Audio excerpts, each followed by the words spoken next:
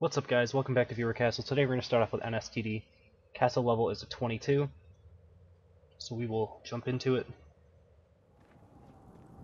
Nstd is one of those guys who's been around at the level 30 ranges before the patch, so I'm pretty excited to see what he's got. Alright, so there's a couple of these archers. Looks like they're going to actually stay here. I should be able to get them to come out if I wanted to go like all the way back to the start of the castle. This isn't something that you should actually do if you're trying to hit the time, though.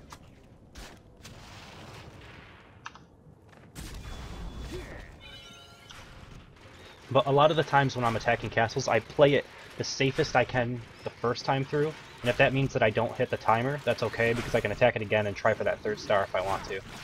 It's usually more important to me to not lose that first time rather than... This is interesting. Rather than...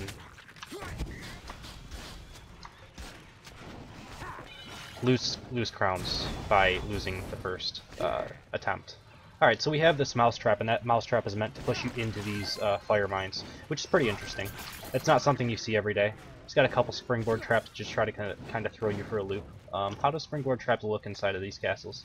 They're a little bit easy to see compared to, say, the wooden castle, in my opinion. Since I haven't seen this castle all that much. Alright. Let's continue. Good trap pressure. I have to constantly keep moving to not take damage. That's always good.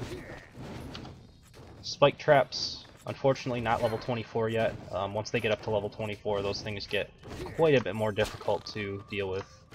We have one Snotter out here that I'm really not sure about. It looks like... Oh, that's so sick. It actually aggroed the boss, and I guess he doesn't really behave the same way with the 40-meter leash range. I'm actually not sure if that 40-meter leash range even is a thing anymore, but that's pretty cool. I'm not sure if that's going to mess up the rest of your castle, though, because with him being aggroed, it means he doesn't aggro anything inside of the boss room. So I don't know if this is going to backfire on you or if it's going to be really good. I could see it being good if I like kept going and aggroed even more, although that hard cap really screws things up with people who want to force out extra pulls, you know? Step out of the line of fire. You can force out extra pulls, and it's actually like a skill for a defender to be able to do that, or at least it was before, before the open creation and all the changes to like hard capping the monsters with tickets and whatever. Before, it used to be a pretty good skill to be able to actually get someone to... hold on, I need to not die. Get someone to aggro multiple things. And it looks like I'm not able to pick up that little bit of life force. Kind of a small bug there. Not a big deal, though. Probably just one life force because it's under the mine.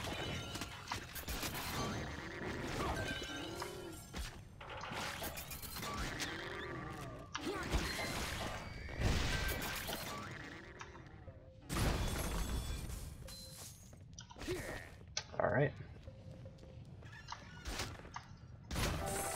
Now that's excellence in execution.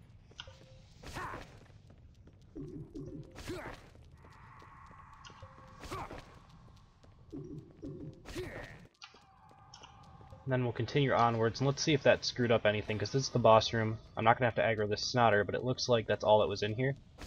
So that's pretty interesting. You had this this boss kind of over towards the wall, and then the Snotter was just barely able to ping him and bring him all the way around through the castle, which is kind of cool. And I guess, I don't know if that would attribute to the ticket system, like if it would attribute to the hard cap, because bosses always have a ticket, and I'm not sure how that would work, because he's coming like from the boss room all the way around. So I don't really know how that would work. It's kind of interesting. You might have a little bit more to say about it if you watch the video and you have some experience with what I'm talking about. Basically what I'm thinking is if the boss gets aggroed, does that actually count towards the hard cap on mobs? Or does it count to the hard cap for a boss room specific amount of mobs? I don't really know how that would work. Be interesting to test it out. But either way, we'll jump into the next castle in just a second.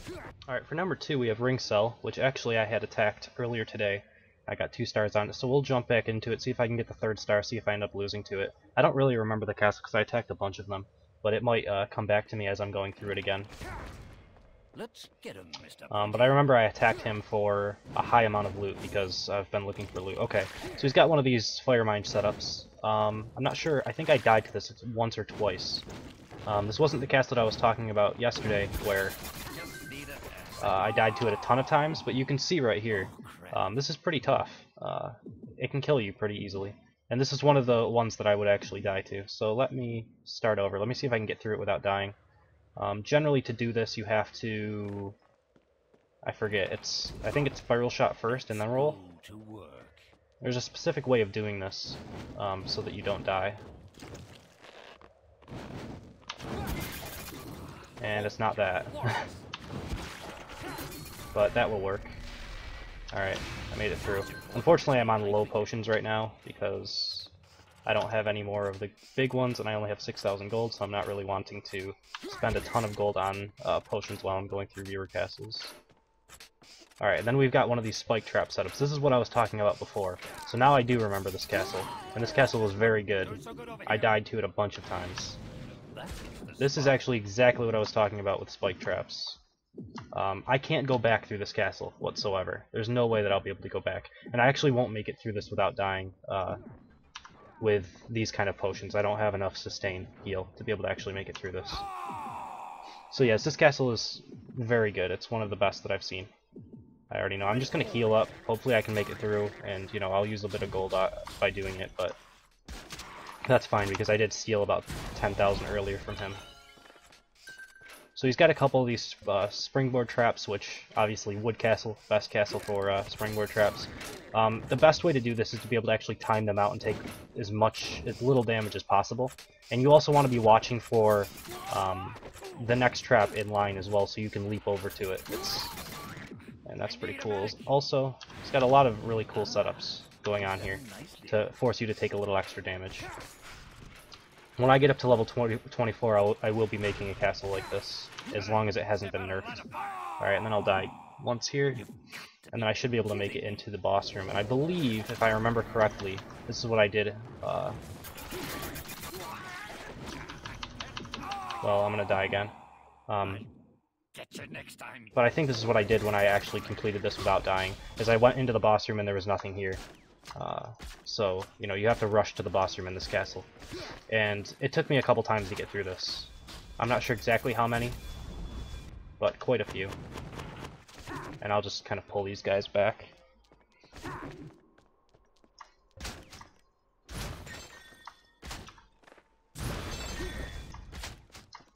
So I wish I had recorded my my 2-star when I got through this, and I would have been able to just kind of do commentary over the top of it. But either way, I wouldn't say there's hardly anything to change in this castle because it's quite good. Alright, so why are these guys not actually coming? Are they still sitting here, or are they all dead? They might have all died to whatever. Let's see if I can get through the door. Yeah, I can. Alright, they must have all died to the volley. Alright, either way.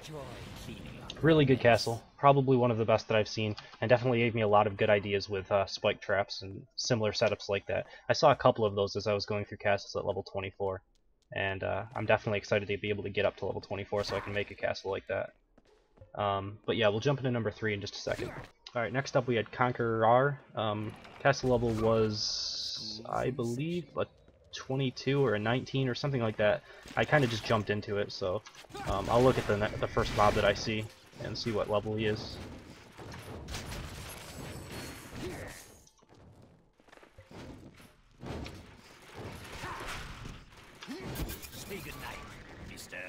Alright, so I barely got off of that in time. I don't know if there's enough mines here to actually kill you. And the tunnel could be longer in using these. That's interesting.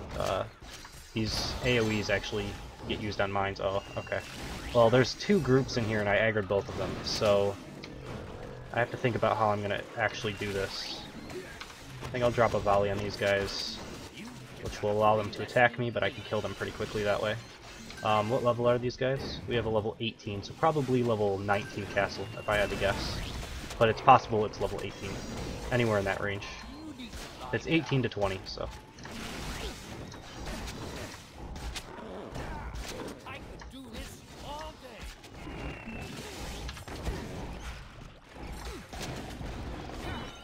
Alright, I'm gonna use one of my potions. So if you were going through this castle and you were more towards this level, you wouldn't be able to do what I'm doing now and just fight this in the boss room most likely. You'd probably have to pull it outside. Now I did aggro 2 groups of this, but it looks like I might be able to skip half of this one. if I hug this wall? No. But I can skip that Pete Poundmore if I don't attack him, which I did, apparently. Or maybe I just can't attack that Pete Poundmore. I don't know, sometimes aggro seems a little weird to me. Like, I aggro something, and then, even though it's already aggroed, if I attack it and it's still within, like, its own aggro ring, it's really weird. Like, let's say, so there's these two puppeteers and a Pete Poundmore right here, right? And I attack the one on this far side here. It only aggroed this puppeteer. It didn't aggro the Pete Poundmore.